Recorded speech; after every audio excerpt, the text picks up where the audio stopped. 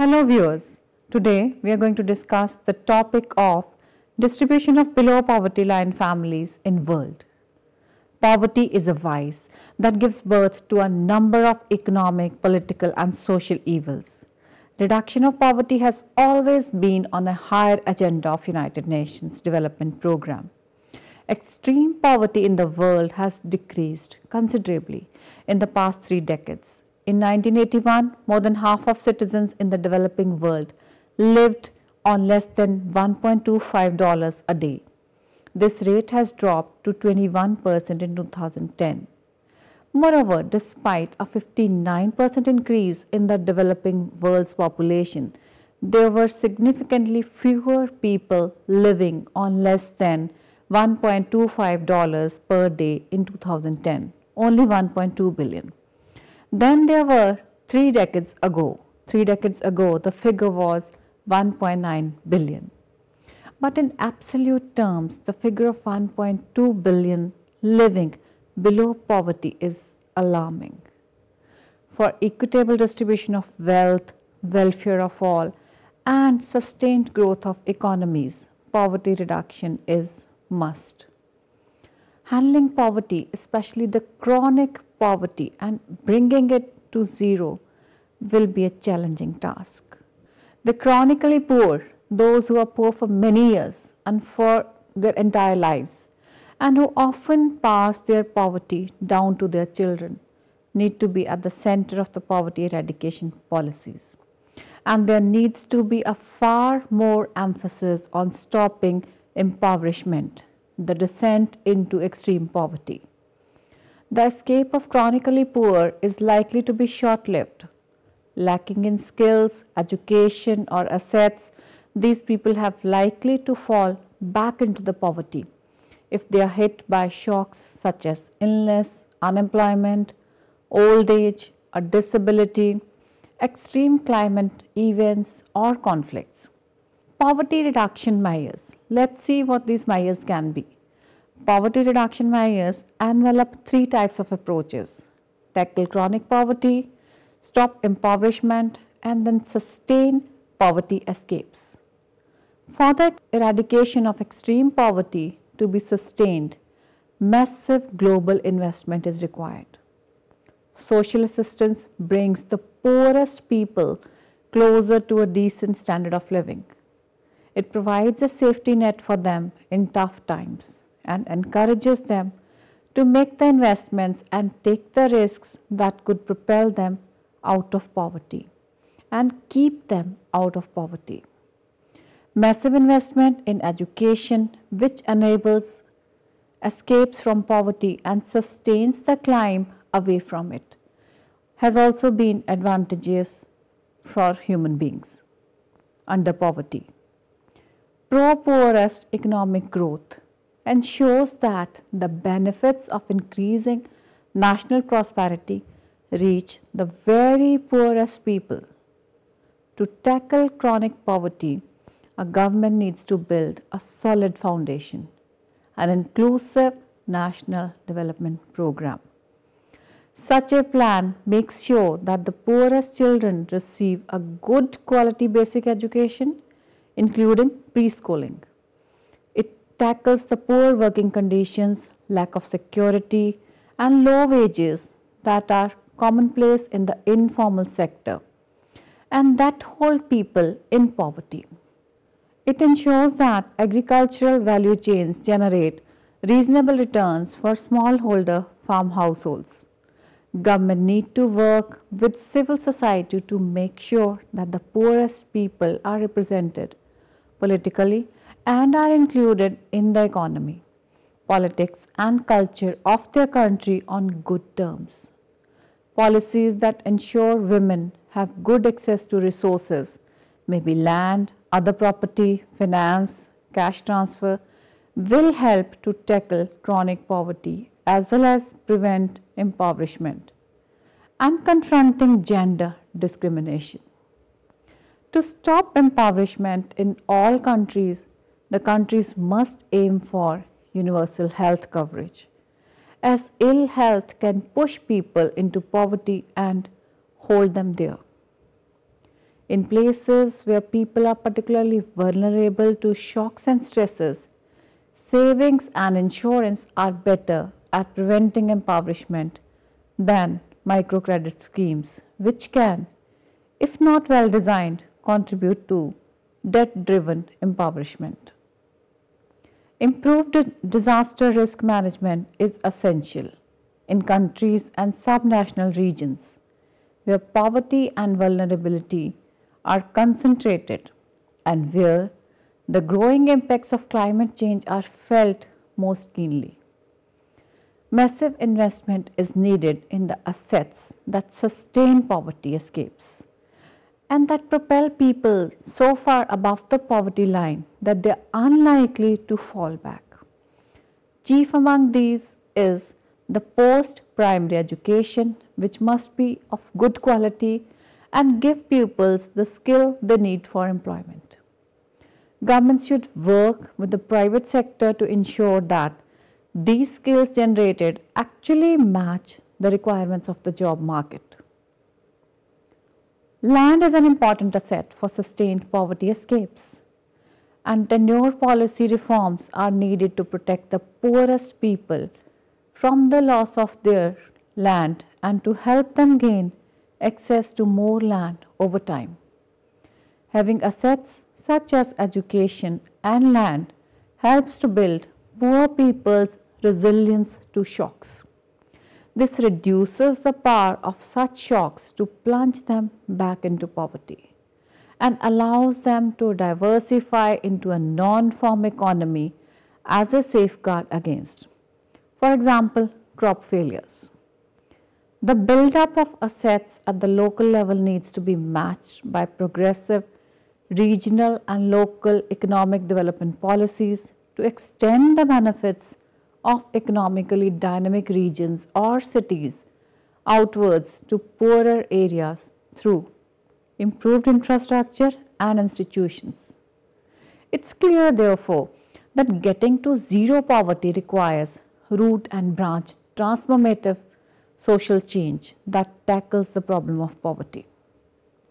Poverty reduction in the regions of developing world. If we look at this, from 58% in 1999, the extreme poverty rate fell 10 percentage points in sub-Saharan Africa between 1999 and 2010 and is 48% in 2010.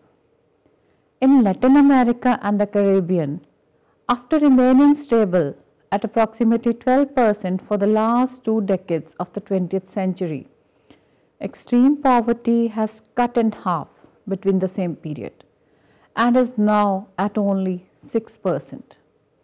Surprisingly, as shown in figure 1, sub-Saharan Africa is the only region in the world for which the number of poor has risen steadily, dramatically between 1981 to 2010. You can see this in table 2 shown on the screen. There were more than twice as many extremely poor people living in this region in 2010 than there were 3 decades ago.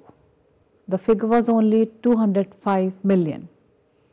At the national level, 85 out of 119 countries, as shown by research, show that the number of their poor decreased between 2005 and 2015.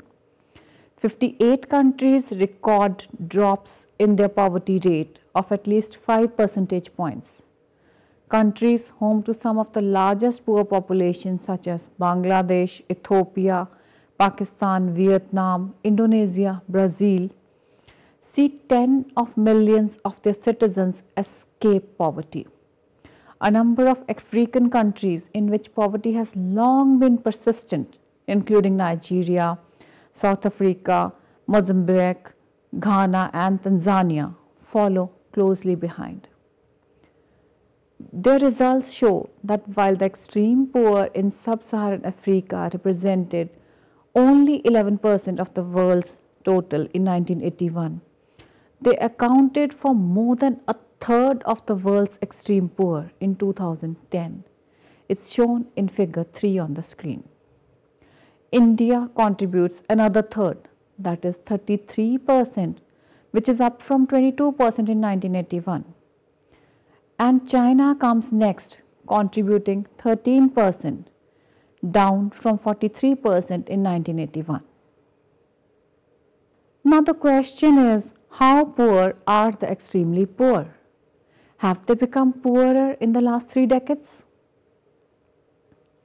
Figure 4 shown on the screen plots the average daily per capita income of extremely poor in the developing world as a whole, in the sub-Saharan Africa region and in the developing world excluding sub-Saharan Africa. As shown, the average income of the extremely poor in the developing world has been rising and steadily converging to $1.25 per day poverty line. In 2010, the average income of the extremely poor in the developing world was 87 cents per capita per day, which was up from 74 cents in 1981 and in 2005 US dollars. If the extreme poor in sub-Saharan Africa were not included, the average income of the world's poor would have converged even faster to the $1.25 line. It's shown in figure 4 shows.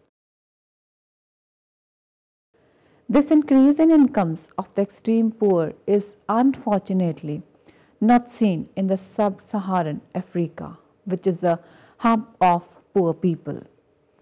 Between 1981 and 2010, the average income of the extremely poor has remained flat at approximately half of $1.25 line in that region. Let's see the areas of extreme poverty. Accelerating extreme poverty reduction is a huge challenge in both sub-Saharan Africa and South Asia, given that there are approximately 400 million and 500 million extreme poor people in these regions respectively. The depth of extreme poverty is commonly measured by the extreme poverty gap.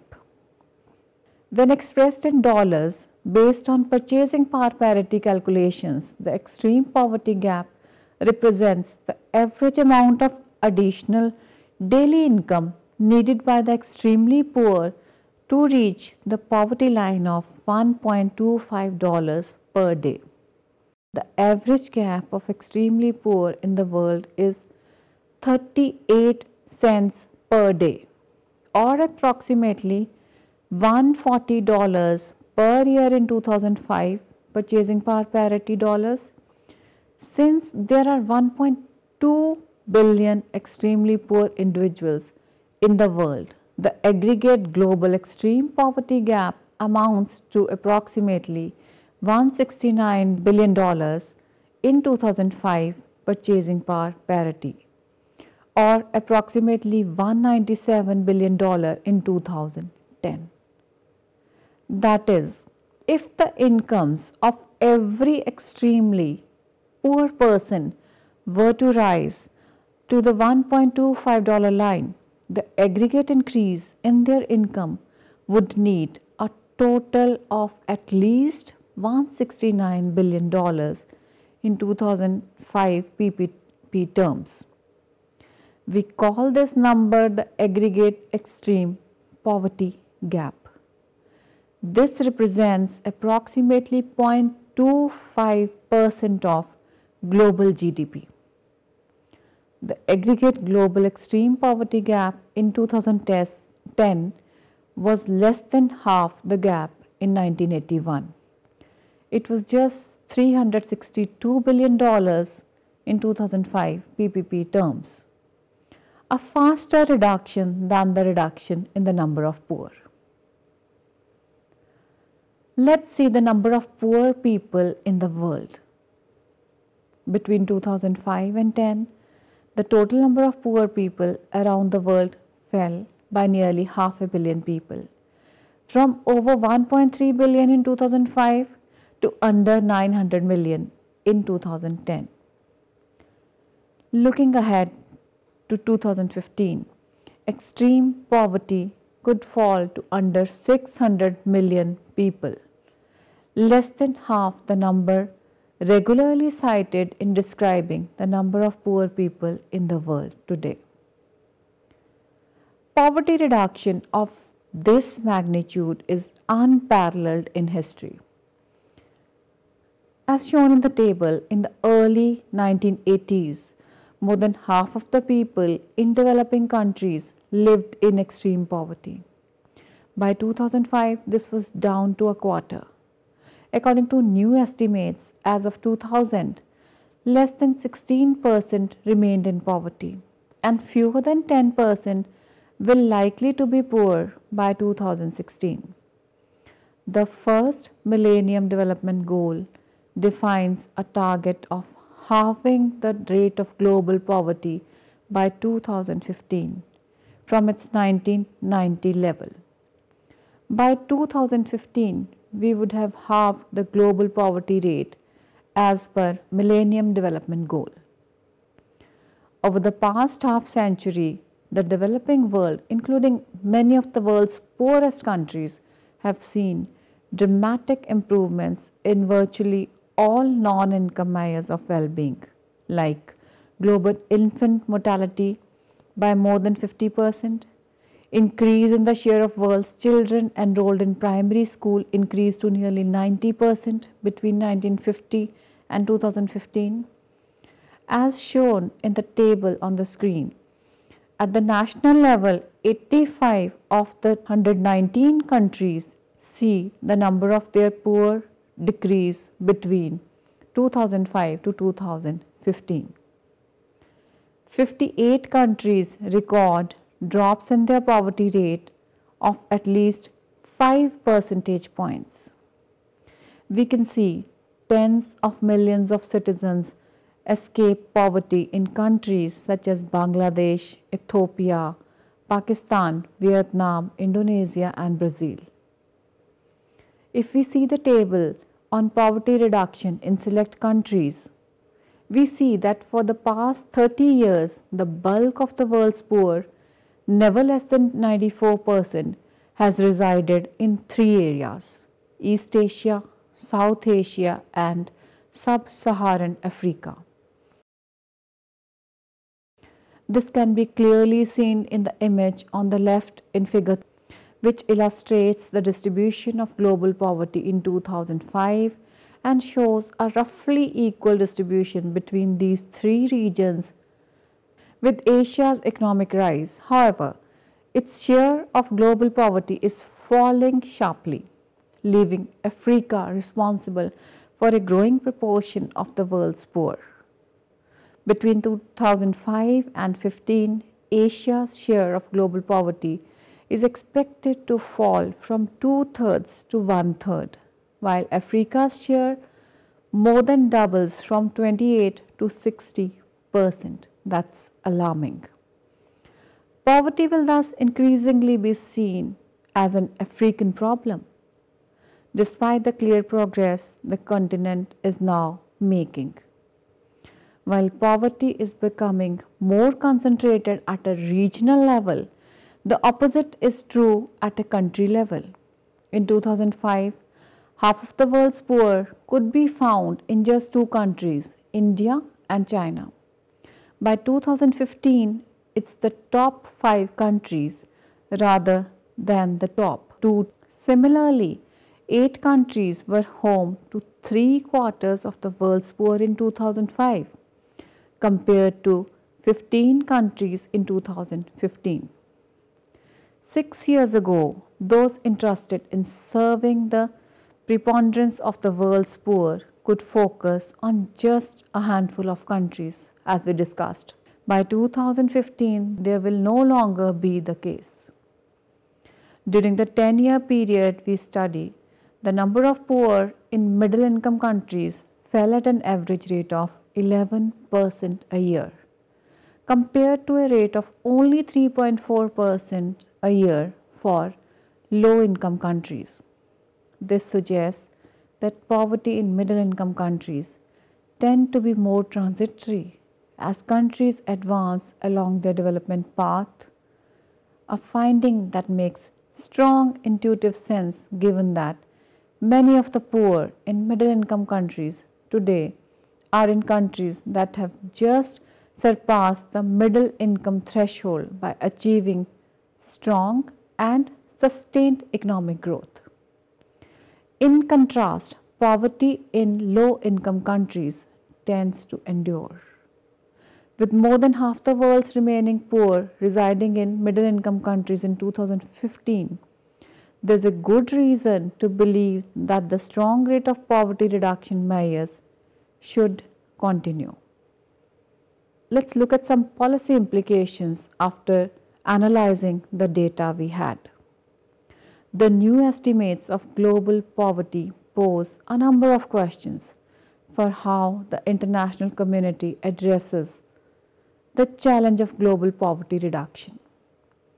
As elevating poverty in low-income countries requires foreign aid donors must adopt the evolving poverty landscape and update their policies and programs to reflect current needs and priorities. To have the greatest impact, both bilateral and multilateral donors should be thinking about poverty in a dynamic, forward-looking sense, concentrating their efforts where they are most needed. The two particular areas on which aid agencies should be focusing their attention over the medium term are Sub-Saharan Africa and the fragile states. The former has long been recognized as one of the front lines in the war on poverty. Since 2005, the number of poor people in Africa has fallen by just 2.1%, relative to a decline of 38.6% globally. As poverty becomes further concentrated in Africa, till 2015, aid agencies must do better at delivering on their commitments to the continent. Fragile states represent a more recent priority for the development community, with donors increasingly coming to recognize the spillover effects these states can impose on others and the need for a clear policy to engage with them.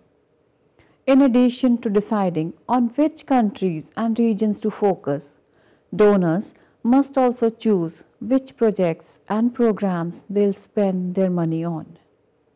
Providing every person in the world with a minimum income of $1.25 a day, in other words, guaranteeing the right not to live in absolute poverty, is rapidly becoming feasible.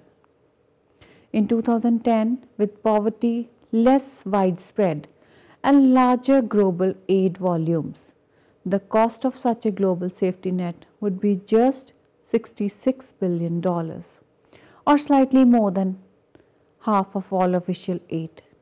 The logistics of distributing cash to the poor population would not be without challenges. Given the success of many cash transfer programs, significantly scaling up their use to provide a minimum income for all individuals living in poverty might be a fruitful new direction for donors to pursue. There's a need to improve the quantity, quality, and the timeliness of poverty data at both the national and global level.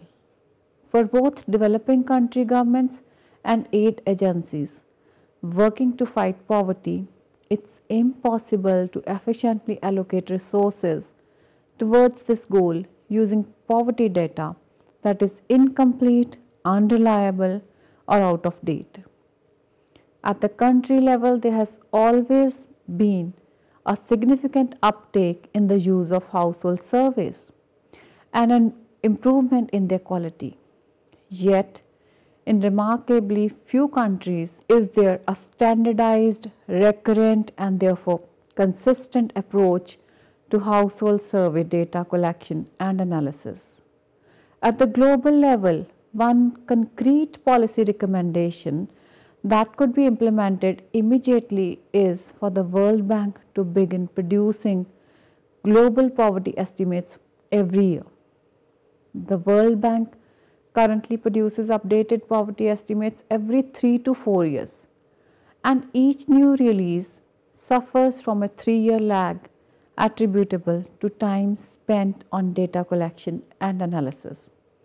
Moreover, regular updates of global poverty levels would also lead to greater collective accountability and heightened popular awareness in the global fight against poverty, potentially leading to better development results.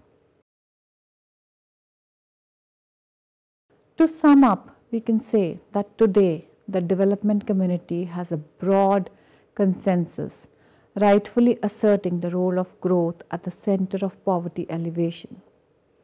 This analytical evolution has coincided with a period of rapid economic growth in the developing world, even despite the setback of Great Recession.